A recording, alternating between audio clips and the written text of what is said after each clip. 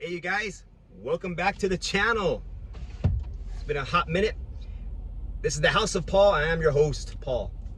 I am a retired parole agent from the California Department of Corrections after working there for 25 years. So, I get asked the question when I'm doing my little side hustle, how was it working corrections? How was it being a parole agent?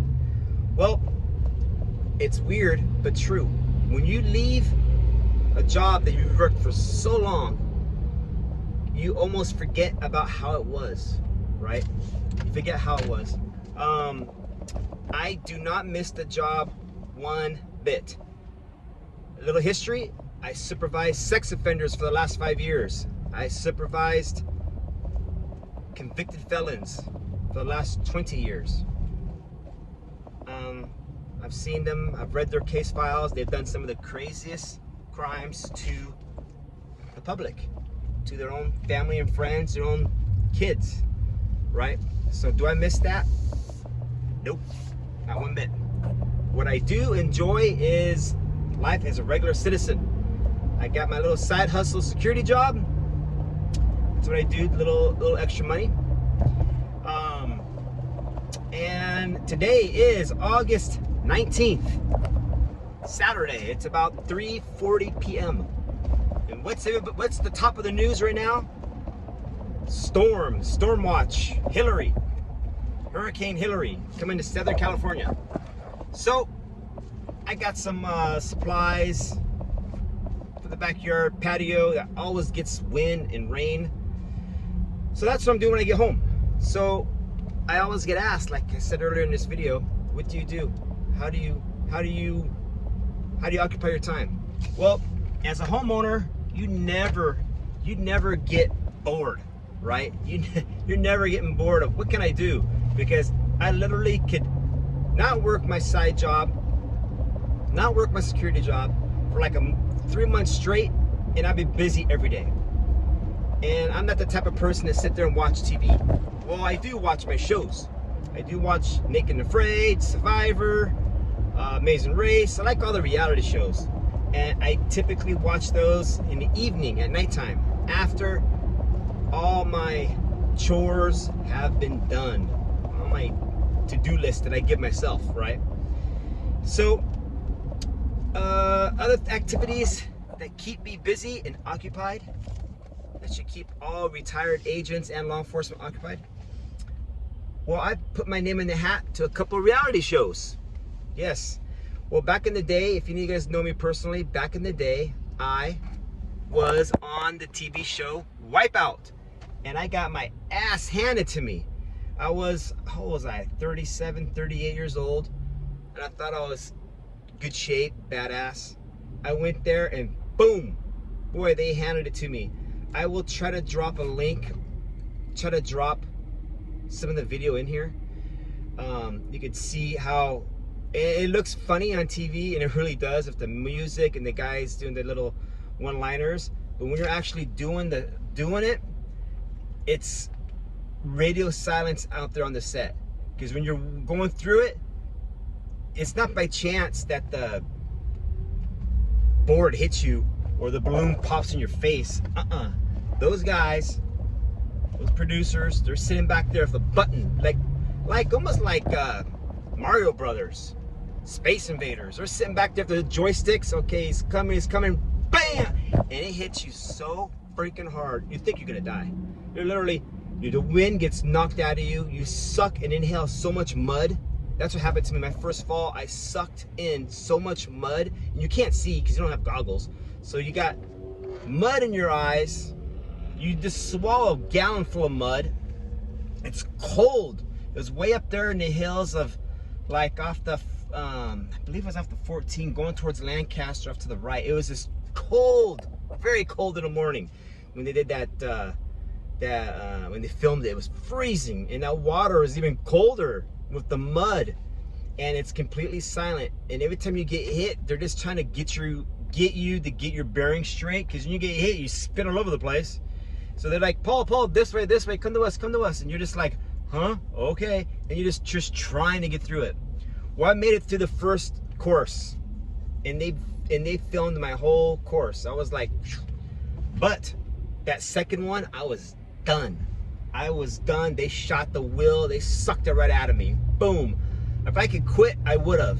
Now, going back in time, I wish I tried a little bit harder just to make, because I could have done it. I seen my competition. I could have kept up with them. I just needed to try that much more. So I have plenty of regrets in my life. We all do. If I can go back in time, that's one of my regrets, is just to try a little bit harder on that second round. But I am putting my name in a new reality show, and we see what happens here next couple of months, next couple of weeks. Let's see if they even call me. If they call me, they super, and then we would go from there. But that's just some of the things I do to occupy my time. You know, household things, family stuff. Like I said, I have a little part-time job since my retirement, and I think that's important. I can't lie, the money is good, but it's just to keep busy. Every, you know, 2 or 3 times a week, you get dressed and you go do your little security job. Nothing wrong with that, and it's very honest work. And like I said, it pays good, and make some friends out there. Go from there.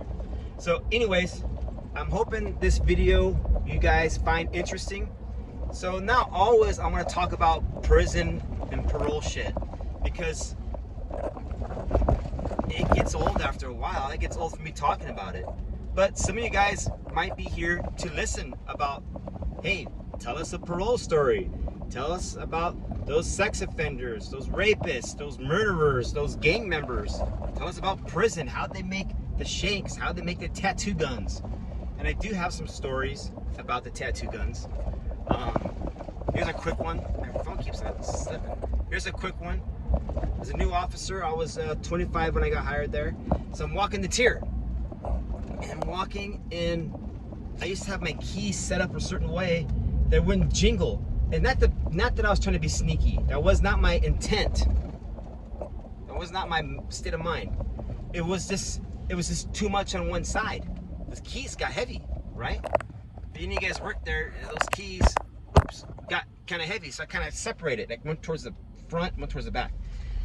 So I'm walking in the tier, and you hear this zzz, zzz. Like, what the hell is that? Is that like an African bee inside the building? And you hear that zzz, zzz, zzz. And then you see some guy's head pop up, pop down, pop up, pop down. And I walk over there, I'm like, what the hell's going on here? And then you would catch them, because they'd have the guy in his back or his stomach, and they're doing like a back piece or whatever. And this is before I had any tattoos. I didn't have any. So I'm like, I would take the pattern, I get the ink, give me that gun. The first thing I would do, and what I learned quite quickly, is you get their ID cards, especially if you didn't recognize these guys, because once you have the cards, you got them, right? So, hey, give me your cards, meet me at the podium. And then we'd go from there. Then either you'd have to do something, right? Because if you just allow it, I don't know how that would be. So you have to give them like a 128, a write-up of some type. Looking back, it was kind of chicken shit, but at the same time, that's just the rules of the prison. So who knows what it's like right now? And I think I did a video earlier. If I had my way, I would legalize, I'd make it acceptable to have tattoos in prison. Have a tattoo shop, have a little tattoo like a church instead of the tattoo parlor. You have Mexican guy for the Mexicans, a black, a white, an Asian, and they had an Eskimo group. Shit, put an Eskimo group. That way, every race, every group get their tattoos done by someone of their choice, and then that is uploaded into Psalms. That's like their offender photographs. That way, you have it for law enforcement. Now, of course, there'd have to be rules and regulations. I would not allow any gang tattoos, like no numbers. It'd have to be pretty regulated. I don't know if that would ever be, but you know, they're gonna do it anyways. So might as well let them have the tattoos, have it regulated, and have it documented. That way, it might work towards law enforcement advantage. If it helps crack one case, problem solved. Anyways, you guys stay safe this weekend. I guess it's supposed to rain. I don't know how bad, how much. Stay safe. And if this type of content you find interesting, entertaining, consider subscribing. Hit that subscription button, and there's a little notification bell. Boom! Hit that bell. You will get notified of all future content that I put out. Again, not all of it's going to be about prison, parole, that type of stuff. Some things might just be about, hey, I'm going to the interview process for this show. Although I can't tell you guys what it is, but wish me luck, right? So, you just never know. So, anyways, you guys have a great one. I'm just rambling now. You guys have a great one, and we'll talk to you soon. Thanks for watching. Bye. Hey, you guys, I forgot to add. I'm gonna link up that Wipeout video that I was on. Wipeout episode. It's over 10 years old. I got my ass truly handed to me. And I hope you guys laugh. And if you guys do chuckle like just a little bit, hit that subscription button right there. Just hit it. Just go boom. And share that video. Boom. And subscribe. Boom. Right there. Do all three of those if that video that I'm about to show you makes you guys laugh just a little bit. Thank you guys for watching again. Bye.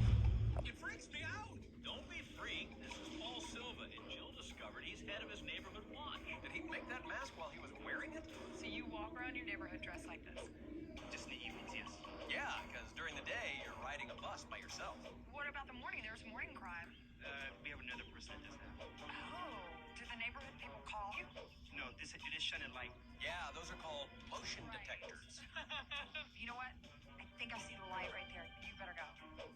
Yeah, they need you. Someone's in trouble, go! God. What a nerd.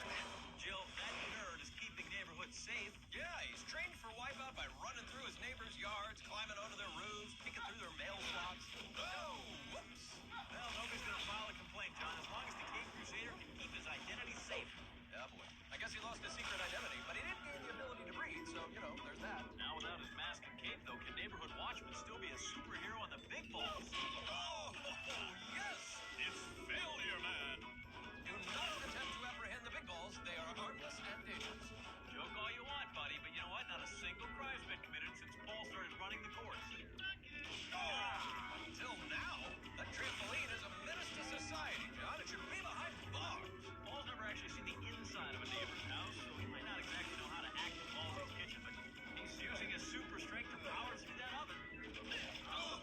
But he's desperately trying to make a mask out of what could be cheese grits. What is it? Be warned, Jill. This guy could leap a hot dog in a single bound. Really? That's all it takes to knock him down? Well, Jill, it's a neighborhood watching a